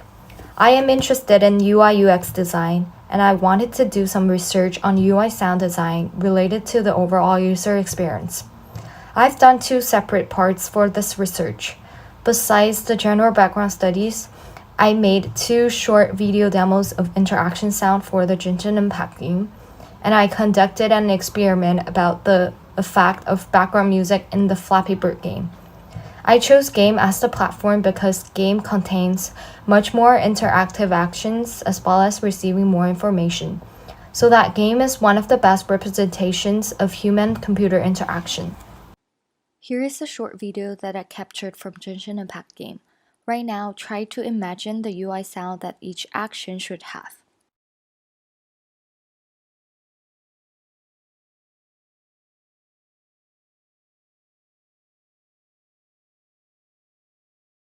Right now, let's listen to the version A of UI sound. Oh! Oh! Oh! Oh!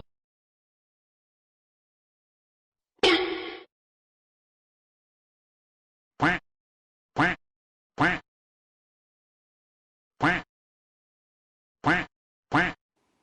let's hear the version B.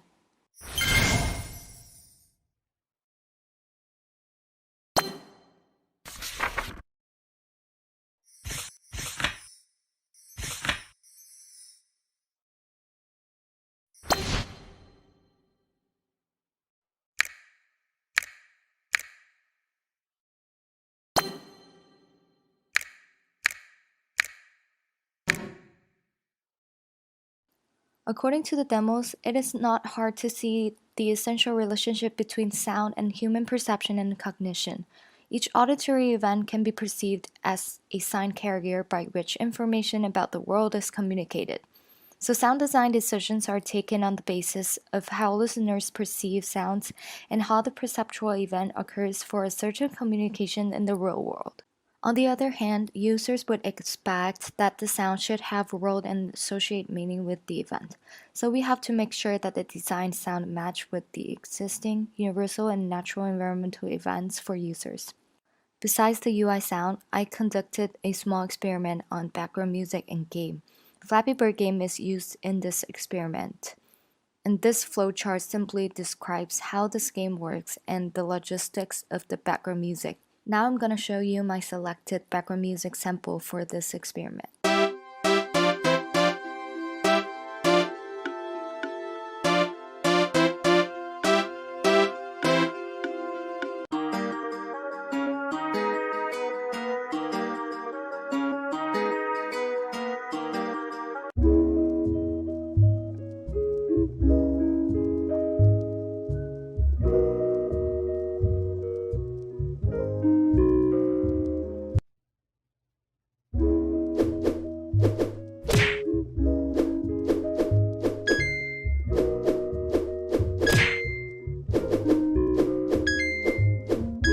Just like the demo, I tested it with 3 subjects.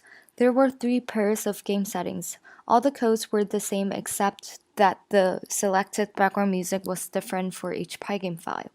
Each pair was randomly selected and so did the speeding of the music. According to the result, background music that has increasing speed can potentially help subjects gain better scores, and background music that does not sound harsh or nervous can potentially lead subjects to higher scores. Also, subjects have reported that rounds that played with trap music were the hardest and played with the jazz music were the easiest. And also, as the music speeded up, the game speeded up too. But in fact, the speed of the game remains the same. From this research, I found that UI sound is truly a fact human-computer interaction experience. Also, I found that there is a deep relationship between UI sound, visual representation, and human perception and cognition. In the future, I want to dig deeper into the HCI and make better user experience, not only on the software but also the hardware.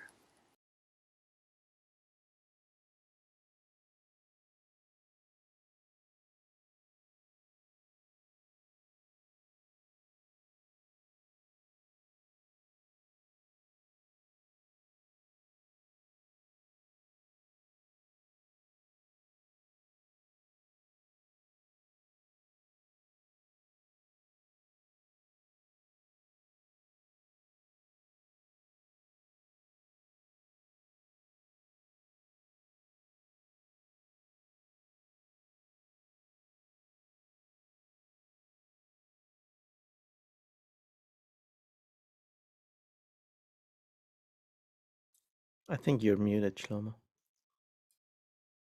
Thank you. Okay, well, it's I think Sherrick and myself, I think are grateful to the students for the opportunity to basically be part of your journey, and thank you everybody for doing this amazing kind of. I don't even have to say. I mean, for me, I mean, I'm just going to talk a little bit about my own personal experience now. When I'm kind of here, the project, at least the ones that I've been involved with and spent time. I think for me, this is kind of what made this year go, right? In the Corona time, having the chance to spend time and dive into these projects, it was really meaningful. And I think the sincerity, the effort, the sensibility, and the intellectual inquiry, the artistic search. I think it was all there, and it takes so much to get to this level of execution and this level of depth, which I think is really we're fortunate to have such an opportunity to work with you guys. I mean, that's really amazing. So thank you, everyone. And and if we have any kind of discussion or thoughts as a conclusion, I'll be happy to hear from everyone. I don't know, Sherek, if you would like to say a few words. Sure. I should also thank everybody. Thank all the students who shared the work. It's truly a privilege, to work with you. This was not an easy year. And Jonah and Siri, thanks for bringing up the difficult issues of this year. As artists, we always face difficult situations. It's never easy. And it's always finding the new path, finding the new way, and also reflecting the human condition, reflecting where we stand. And I think this both physically, socially, culturally, politically, whatever we do has to reflect where we're going. The sound of the music is the future of us. So truly, it was a pleasure, a privilege to be part of your pieces. This is the best part of the teaching that we do. For me, it's this, I come alive, I learn about you, and we learn about the work that you have done.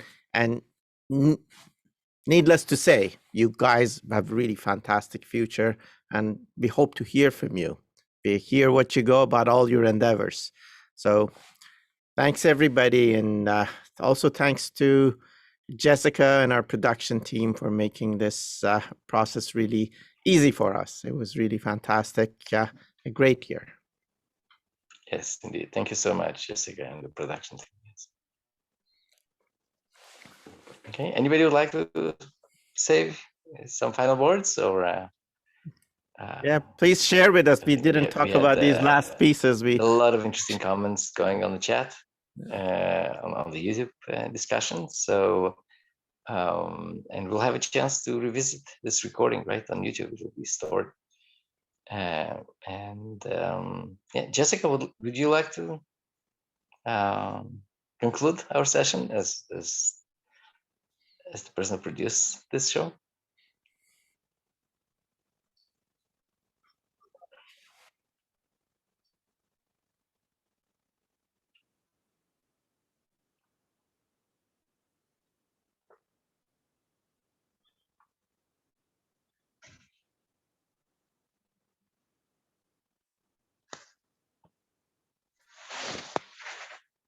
Yeah, Jessica, Okay. my mic was not muted, so they do hear you on YouTube.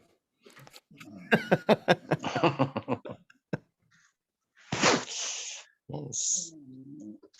All right. Yeah. Okay. Well, congratulations, everyone, and thank you, everybody.